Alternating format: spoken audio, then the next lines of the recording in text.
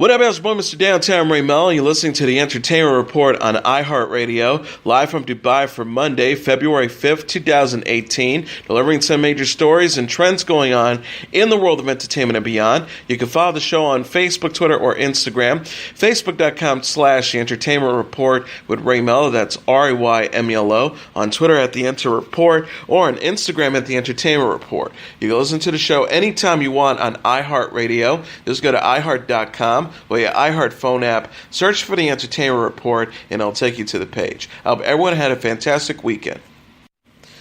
Model and television personality Kylie Jenner has given birth to her first child. Although the younger daughter of Kris and Caitlin, formerly Bruce Jenner, has never publicly confirmed her pregnancy, she said on Instagram Sunday her, quote, beautiful and healthy baby girl was born Thursday. She wrote, I never felt love and happiness like this. I could burst. Thank you for your understanding. Jenner also posted on YouTube an 11.5-minute video directed by Tyler Ross that shows her and her boyfriend, rapper Travis Scott, throughout the pregnancy they kept top secret despite months of rumors.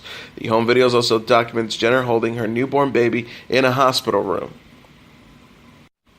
Coco was the big winner at the 45th Annie Awards for animation, scoring the top honor for Best Feature. Among its other prizes were Best Animated Effects, Character Animation, Character Design, Directing, Music, Production Design, Storyboarding, Voice Acting, Writing, and Editorial. The Best Animated Feature, Independent, went to The Breadwinner, and the Best Animated Special Production Trophy was presented to Revolting Rhymes. Dear Basketball was named Best Animated Short Subject, and June was deemed Best Animated TV Broadcast Commercial. War for the Planet of the Apes was recognized for outstanding achievement for character animation in a live-action production. The evening was dedicated to the late voice actress June Foray, who helped establish the Annie Awards decades ago. Frank Gladstone, the Annie Awards executive producer, said in a statement, this year we pay tribute to our beloved June Foray, who always delighted in seeing how the event she founded continued to grow year after year. This year was no exception. June would have enjoyed the increasing numbers, but more important to her and to us has always been seeing the proof inherent in the Annies that the capacity of people worldwide to create animated films has also continued to diversify and increase. The Directors Guild of America presented Guillermo del Toro with its Outstanding Directorial Achievement in Feature Film Award for his romantic fantasy movie The Shape of Water at a ceremony in Beverly Hills Saturday night. Jordan Peele earned the accolade for Outstanding Directorial Achievement in First-Time Feature Film for Get Out. The prize for Outstanding Directorial Achievement in a Dramatic Series went to Reed Morano for The Handmaid's Tale, and the Outstanding Directorial Achievement in Comedy Series honor went to Beth McCarthy Miller for Veep. Jean-Marc Vallée won the medallion for Outstanding Directorial Achievement in Movies for Television and Miniseries for Big Little Lies. Filmmaker Judd Apatow hosted the gala at the Beverly Hilton Hotel. Among the presenters were Pamela Adlon, Kevin Bacon, Damien Chazelle, Betty Gabrielle, Sally Hawkins, Marcus Henderson, Allison Janney, Richard Jenkins, Catherine Keener, Christine Lathy, Don Mishner, Kimberly Pierce, Chelsea Pariti, Sam Rockwell, Sarah Ronan, J.D. Roth, Thomas Schlamme, Amy Schumer, Frankie Shaw, John Singleton, Emma Thompson, Aisha Tyler, and Bradley Whitford. AMC has released a trailer for the second half of the 8th season of The Walking Dead, which will kick off on February 25th. The 90-second clip, which has nearly gotten 2 million views on Facebook and almost another 100,000 hits on YouTube since it was posted Friday. In it, Chandler Riggs' terminally ill teen Carl can be heard telling his father Rick, played by Andrew Lincoln, to stop fighting humans in the zombie apocalypse and strive for a peaceful life. Carl tells Rick, before Mom died, she told me I was going to beat this world. You will, referencing Sarah Wayne Callies' long-dead character Lori, whom Carl shot shortly after she gave birth to his sister because the woman was dying and likely to reanimate as a flesh-eating monster. This week's preview also shows the drama's central heroes heading to the Hilltop compound where they prepare to fight against villain Negan, played by Jeffrey Dean Morgan, and his evading minions, the Saviors. King Ezekiel, played by Carrie Payton, is captured elsewhere but appears at peace with the idea of dying since he saved many of his people. The first half of Season 8 ended with Carl revealing to Rick that he had been bitten by a zombie on his side, meaning amputation of the affected body part was impossible. The BBC One says it has renewed its crime drama Death in Paradise for an 8th season. Ardal O'Hannon will reprise his role as Detective Jack Mooney on the show, which is filmed on the French Caribbean island of Guadeloupe. Tim Key, the executive producer of Red Planet Pictures, said in a statement, "We're delighted to be returning to the fictional setting of Saint Marie for more fun and intrigue, as well as some big surprises. It's a joy to work on a show that is so loved by its audiences, and we can't wait to head back to Guadeloupe and start filming later this year." Tom Bulfin, the BBC executive producer and drama commissioning editor for North Ireland, says, "Death in Paradise is a much-loved gem in the BBC One schedules, and we are so delighted to announce that it will be returning in 2019 for 8 series." Former Saturday Night Live stars Tina Fey and Rachel Dratch returned to the sketch comedy series this week for a Super Bowl-inspired sketch. Set in 1775, the segment shows the women as part of the opposing groups, the Philadelphians and the Patriots of New England, trash-talking each other about their victories against the British in the American Revolution. Alongside Dratch, on the New England side, was SNL guest host Natalie Portman. Fuller House star John Stamos has married his pregnant girlfriend Caitlin McHugh at Little Brown Church in Studio City, California. People magazine said a reception was held Saturday at the couple's home in Beverly Hills. Source says Caitlin looked absolutely stunning in a princess dress. They exchanged vows in front of family and close friends. It was a very touching ceremony. There were tears, but mostly smiles. John and Caitlin looked very happy. Entertainment Tonight said McHugh wore a white strapless gown with a full tulle skirt, while Stamos donned a black suit, white shirt, and a black bow tie for the occasion. The wedding weekend did not go off without a hitch, however. McHugh's room at the Beverly Hills Hotel was burglarized Friday, and an estimated $165,000 worth of jewelry was stolen. No arrests have been made yet. Stamos and McHugh announced their engagement last fall. Sex and the City alum Kim Cattrall announced the death of her brother Christopher just hours after taking to social media to say he went missing from his home in Canada on Tuesday. The actress tweeted Sunday afternoon, "It is with great sadness that myself and my family announced the unexpected passing of our son and brother Chris Cattrall. At this time we ask for privacy. We want to thank you all on social media for your outpouring of love and support in this trying time." Royal Canadian Mounted Police Representative Corporal Chris Warren told the Hollywood Reporter Chris Cattrall's body was discovered in his property. Earlier in the day, Kim Cattrall shared on Twitter a police missing poster featuring a photo and details about her 55-year-old sibling. Cattrall also posted a longer message on Instagram asking for the public's help in bringing him safely home. She wrote, "Missing. This is my brother Christopher Cattrall, or Chris as we call him. He has been missing since Tuesday, January the 30th, from his home in Lacombe, Alberta, Canada. His keys and cell phones and wallet left on the table, and his front door unlocked. This is not Chris. He would have never left his unlocked home without those items, nor his 7 beloved dogs. Chris is 55 years old, 6 feet tall, 200 pounds, blue eyes, short brown hair, goatee, average build, and usually wearing a waist-length hoodie winter coat with black gloves, blue jeans, calf-high black winter boots. If you've seen Chris, contact Black Faults RCMP. He is one of a kind of brother. Help us bring him home safe. Please spread the word. Many thanks for reading this. Kim, hashtag Central Alberta, hashtag Black Faults, hashtag Red Deer Alberta." Music superstar Jordin Sparks is mourning the death of 4 loved ones in 3 separate incidents this week.